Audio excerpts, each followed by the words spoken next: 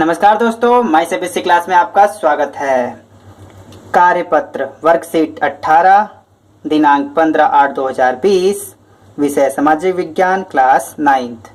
तो आज 15 अगस्त है, तो थोड़ा सा 15 अगस्त के बारे में बता देता हूँ कि जब भारत आज़ाद हुआ था 1947 के मध्य रात्रि को, तो 14 और 15 तारीख की मध्य रात्रि को, तो पाकिस्तान वालों ने बोला कि पहले आज़ादी हम मनाएंगे। ठीक है, हाल को देख रहे हो, हम ही से अलग हो रहे हैं और हमसे बड़ा बनना चाहते हैं, तो पहले आज़ादी हम मनाएंगे। ठीक है भैया, मना लो। तो 14 तारीख को पाकिस्तान का स्वतंत्रता दिवस मनाया जाता है और बाद में हमने मनाया 15 अगस्त को स्वतंत्रता दिवस भारत का मनाया जाता है। लेकिन हकीकत देख रहे हो, हर चीज़ में वो आगे हमसे ले लिया, मांग लिया, लेकिन असल में आगे उनसे कौन है ये पूरा दुनिया जानती है। कोविड-19 में भी देख लिया, इसरो ने देख लिया, अंतरिक्ष में उनका स्पेस जो था मेरे को याद नहीं आ रहा, लेकिन अपना इंडिया का इसरो उन्होंने हमसे 6 साल पहले ही बना लिया था मेरे ख्याल से। हाँ, लेकिन उन्होंने हमसे पहले बनाया था, लेकिन इसरो उसके बाद बना। तो इसरो आज उनसे बहुत आगे निकल गया स्पेस में। ठीक है, बाकी जगह भी हम आगे हैं, आपको पता ही है।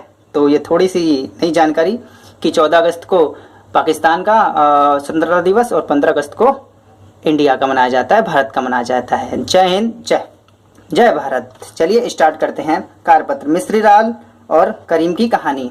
इसमें क्या है, मिस्री लाल जो एक बुढ़ऊ आपको नजर आए दे रहे हैं इस वाले में, ये काम करते हैं खेती का, और इन्होंने साथ के साथ एक गन्ने की मशीन ले ली। फिर अब उन्होंने गन्ना पेरना शुरू कर दिया, गुड़ बेचना शुरू कर दिया। और ये भाई साहब तो कुछ पढ़े लिखे थे, इन्होंने देखा कि कंप्यूटर सिखाना काफ़ी अच्छा है, तो इन्होंने अपने गाँव में बाजार में कंप्यूटर की एक क्लास कक्षाएँ देनी शुरू कर दी।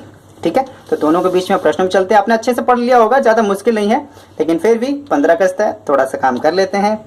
मिस्री लाल और करीम की कहानियाँ 3 तरीकों से एक दूसरे से भिन्न है तथा 3 बातों में एक दूसरे से समान भी है। सॉरी, ठीक है, तो आपको दोनों बतानी है, दोनों भिन्न कैसे हैं और दोनों एक दूसरे से समान कैसे हैं। दोनों एक दूसरे से भिन्न कैसे, ये दोनों बड़े लोग एक दोनों से भिन्न कैसे हैं और ये एक दूसरे से समान कैसे हैं। ठीक, तो सबसे पहले समानता। ठीक है, समानता करते। मिस्री लाल तथा करीम ने जोखिम उठाकर नए व्यापार की शुरुआत की। जैसे मैंने आपको बताया था, इन्होंने गन्ने की मशीन ले ली थी और इन्होंने जो कंप्यूटर सिखाना बाजार में शुरू कर दिया था, तो इन्होंने नया काम करना शुरू किया था। ठीक है, तो नए व्यापार की शुरुआत की थी। ये दोनों में समानता है। दोनों लोगों ने एक दूसरे के लिए रोजगार पैदा किए। दूसरों के लिए मतलब जब काम करना शुरू किया ना, इन्होंने जब कोचिंग क्लासेस स्टार्ट की, तो उन्होंने और व्यक्तियों को बुलाया कि यहाँ पे आइए, आप भी पढ़ाइए। ठीक है, तो इसका ये मतलब होता है इन्होंने दूसरों को रोजगार दिया। इन्होंने गन्ने की मशीन लगाई, वहाँ पे 1-2 लड़कों को रख दिया। ठीक है, जिनको रोजगार चाहिए था। और अगला है, दोनों ने यहाँ उद्यमशीलता का उदाहरण प्रस्तुत किया। ये आप लास्ट वाले से, जब मैं क्वेश्चन आपको पढ़ाऊंगा वहाँ समझ जाएंगे। ठीक है, ठीक है, लास्ट वाला कहाँ है आपका, उद्यमशीलता, जब ये लास्ट पढ़ाऊँ तभी बताऊंगा आपको। ठीक है, ये तो हमने पढ़ ली थी इनकी समानताएं।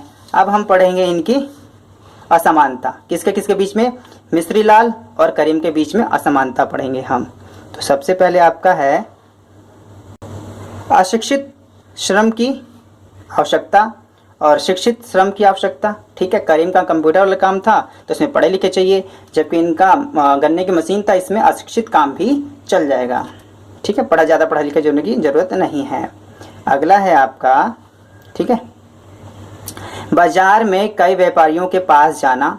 ठीक है, तो जो मिस्री लाल थे, इनको अपना गुड़ बेचने के लिए, ठीक है, अपने जूस बेचने के लिए इनको बाजार में कई लोगों के पास जाना होगा, जबकि बाजार में खुली कक्षाओं में छात्र छात्राओं को आना होता है। ठीक है, तो ये इन दोनों में असमानता है। इसको बाजार में व्यापारियों के पास जाना पड़ेगा, ठीक है, गुड़ बेचने के लिए, क्योंकि ये गुड़ भी बेचता है बंदा, और इस व्यक्ति को यहाँ पे कोचिंग क्लास में बच्चे खुद पढ़ने आएंगे। तो ये दोनों में असमानताएं थी। तो हम आगे चलते हैं। ठीक है, पालमपुर गांव, जो पिछली बार हमने पढ़ा था, में मजदूरों की अच्छी खासी संख्या है। ऐसे में गांव के लोगों को खेती के अलावा किन्हीं और काम धंधों में भी लगने की क्यों आवश्यकता है। मतलब खेती के अलावा और काम में इन्हें क्यों लगना चाहिए। तो क्यों लगना चाहिए, चलिए पढ़ते हैं। हमारे देश में लगभग 70%, ठीक है, 70% जनता कृषि का कार्य करती है। अभी भी ठीक है, 70 से 72% जनता अभी भी कृषि का कार्य करती, खेती बाड़ी का, तथा इसी से अपनी आजीविका का निर्वाह करती है अभी तक कृषि पर। ठीक है, तो अगला मैंने क्या लिखा है, ध्यान से पढ़ते रहिएगा। कृषि क्षेत्र में अधिक संख्या होने के कारण, क्योंकि 70% समझ लो, बस 30% जो दूसरा काम करते हैं, तो ज़्यादा लोग आ गए इसमें 70% में। तो कृषि क्षेत्र में अधिक संख्या होने के कारण इसमें कम लाभ होता है और कृषि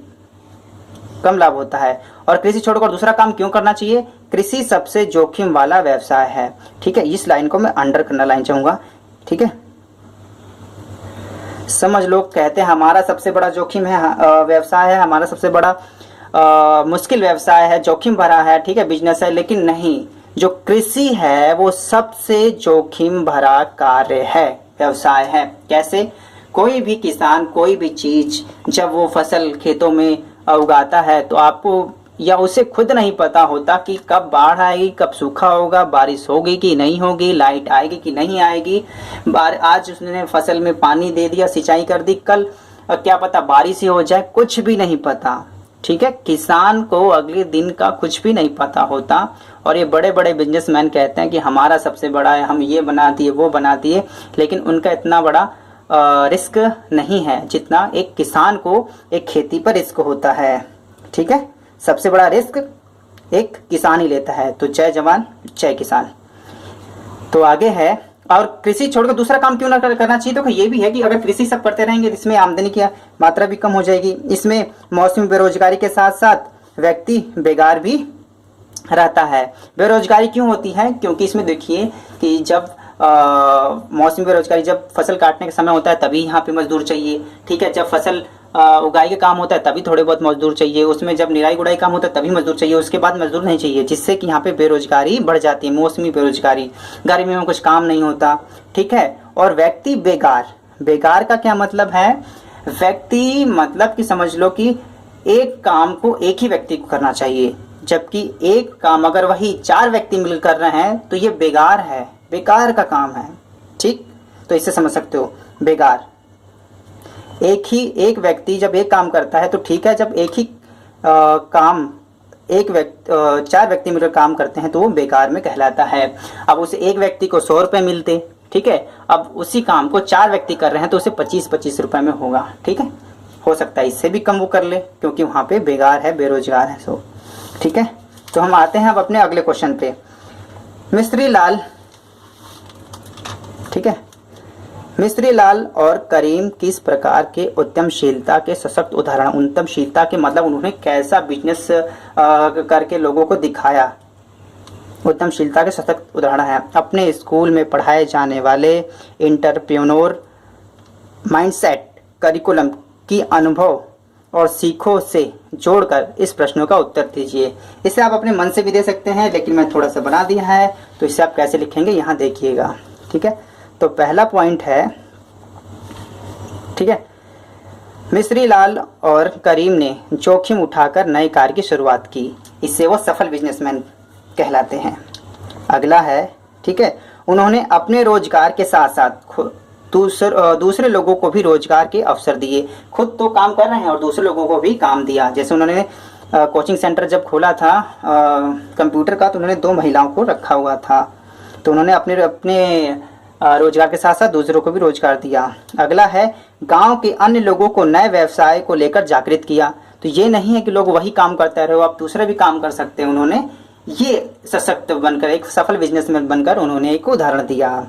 और लास्ट पॉइंट है, गैर परंपरागत धंधे। गैर परंपरागत होता है जो परंपरा से चली हुई आ रही है, जैसे किसान का बेटा किसानी कर रहा है, ठीक है, बढ़ई का बेटा बढ़ई काम कर रहा है, मजदूर का बेटा मजदूरी बन रहा है, ये होते हैं परंपरागत।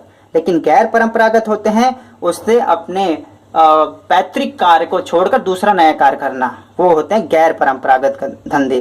तो उन्होंने यही शुरू किया था, इन्होंने थोड़ा चेंज। करीम ने पढ़ाई का काम, जो पढ़ाने काम को शुरू किया था, पहले इसमें इसके घर परिवार में ऐसा काम नहीं था, तो इन्होंने गैर परंपरागत धंधों की शुरुआत कर लोगों के बीच एक नए उदाहरण बने। इसी वजह से इन्हें एक सफल बिजनेसमैन के तौर पर देखा जाता है। माय सीबीएसई क्लास के इस वीडियो को देखने के लिए धन्यवाद। आज 15 अगस्त है। जय हिंद, जय भारत।